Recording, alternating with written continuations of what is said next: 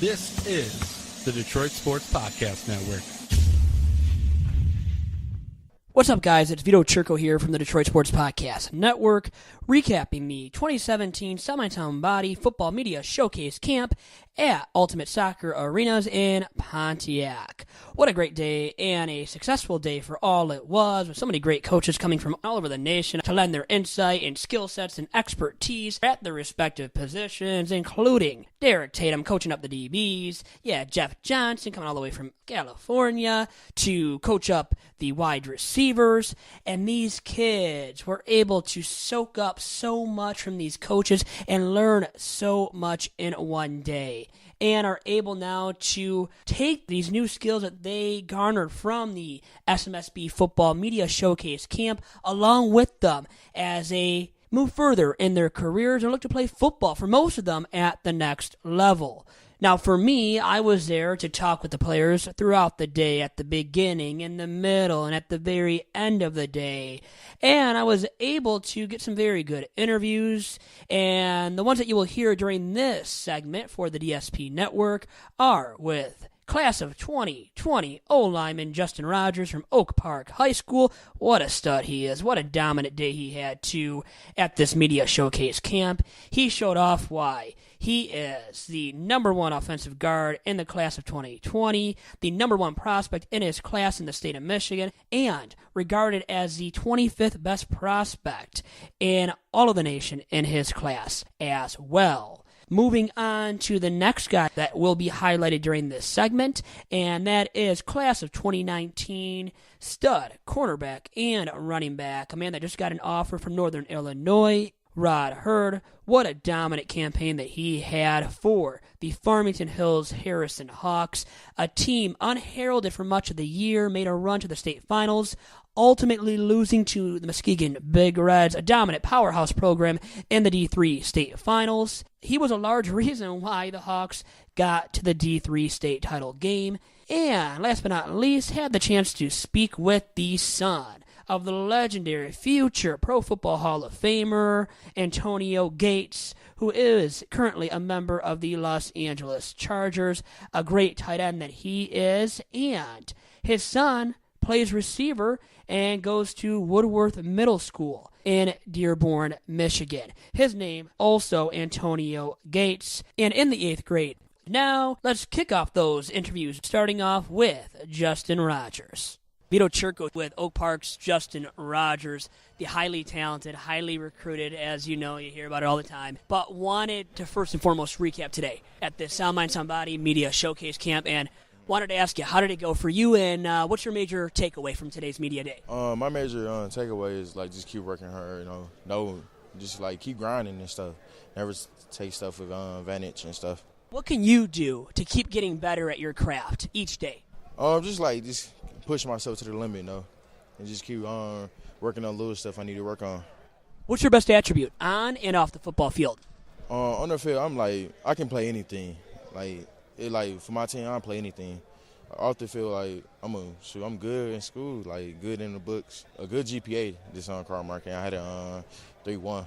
Really impressive. And then for these D1 universities, Big Ten schools looking at you, such as Ohio State, I know that's really, really vital. And I wanted to ask you now, speaking of the recruiting front for you, you have a lot of schools looking at you. What are those major schools that have looked at you, have offered you so far, and are there any front runners for you and your services currently? I would probably say Kentucky, Ohio State, and Arizona. I want to take a visit down there, so I'm going to try to get a chance to take a visit down there. Now, what will be the major factor in you making your decision? What's going to be that one factor, maybe a couple of factors that really sway you to a school? Have a relationship with me, I can trust you and stuff. Just build a bond or become a part of my family. And now, OSU beating Michigan. Yeah. Does that mean something to you, too? I mean, does that sway you, influence you in one way or the other, maybe a little bit? Yeah, it do. No, it was a good game, definitely. It was a good game, but they never gave up.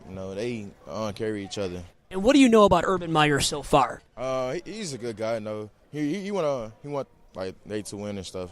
So he just push him to the limit. So it's ain't nothing more. Absolutely great stuff. Appreciate it, man. Best of luck to you, and always nice talking to you. Always a pleasure speaking with Rod Hurd. Rod, great season for you guys at Farmington Hills Harrison.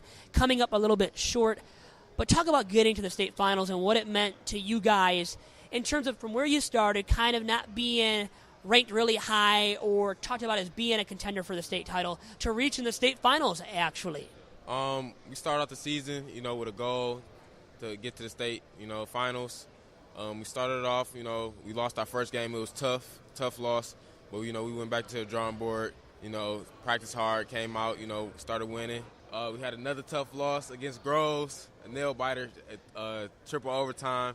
And we knew we had a big opponent, Oak Park, coming up next week. So we just, put in some more work. We got that win, kept on fighting through. Got to the last game. We qualified the playoffs. We had our 6 wins. We lost to Clarkson. We really wanted to beat Clarkson, so we get home field advantage for the playoffs, but it was fine. Had, tough loss against Clarkson, but, it just motivated us to, keep on going and push through and get to the finals, going to the playoffs. We went through many tough teams, in the playoffs, a lot of physical teams, a lot of, running teams, but we just kept on fighting, got to the finals. Of course, we came up a little short, but, it's a great season. What were the challenges now that Muskegon posed to you guys? I know Ladarius Jefferson. Man, that guy is darn tough to stop, scoring all 4 touchdowns for the Big Reds in the state finals.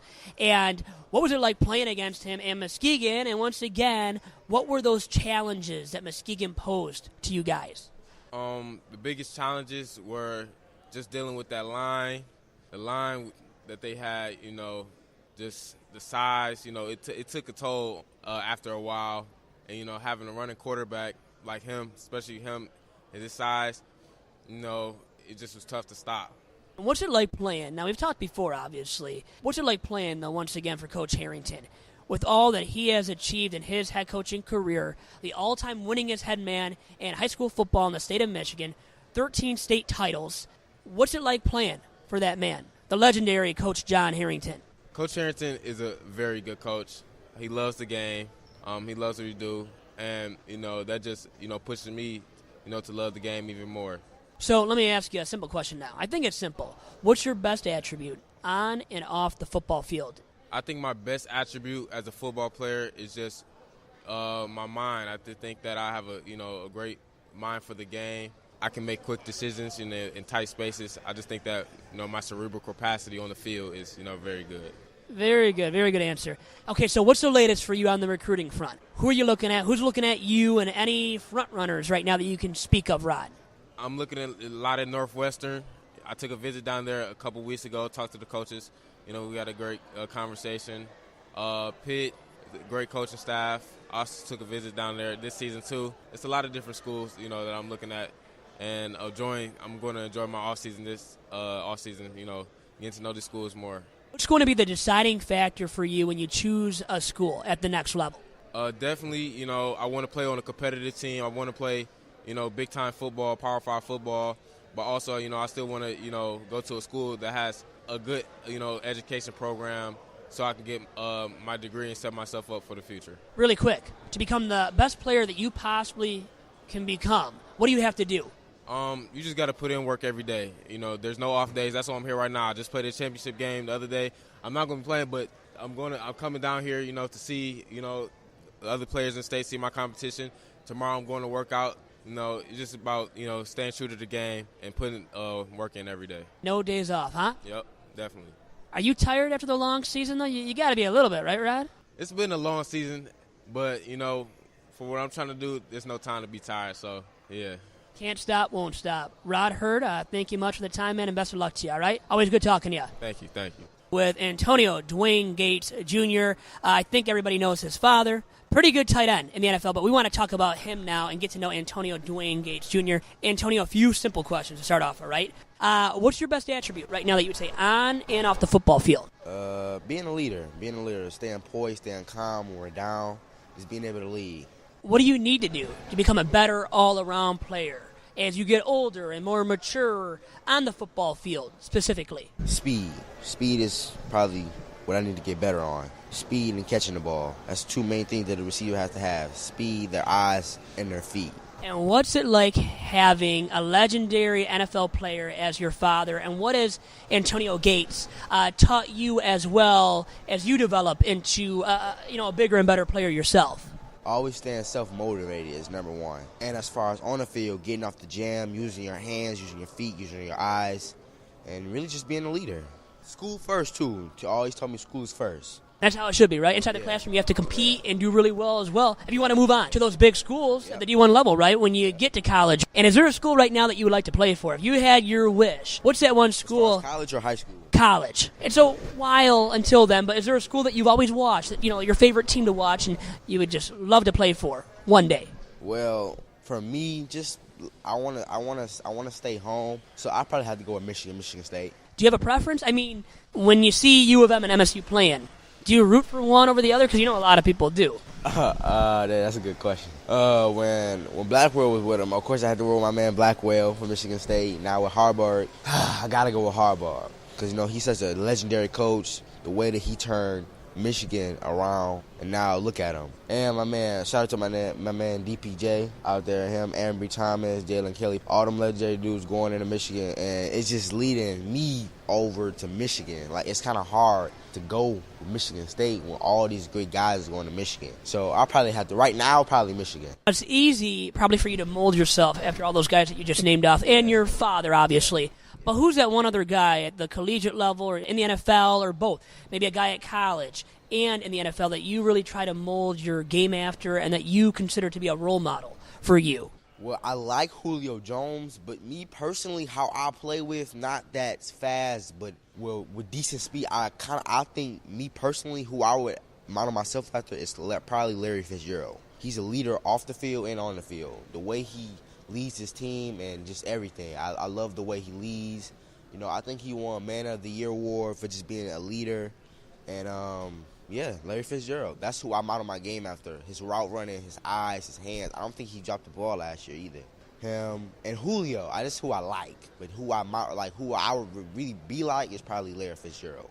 Larry Fitz, he's a stud on and off the football field. Terrific hands. You brought it up. I was going to bring it up if you didn't because it seems like he catches everything. He's got like glue stuck to his hands, right? That's who I play like. I'm not really that fast, but my route running, my hands and my eyes are very special to me. Like Odell, that's how, your eyes, your hands, and your feet are very special as a receiver. And really, your feet is like really something that you have to have, period, as far as feet work. As far as linemen, it goes on the skill positions. But yeah, like I said, Larry Fitzgerald is probably the one you want to be like as a receiver. Best of luck to you. Thanks for doing this with me, and really appreciate it, and nice talking to you, as usual, too.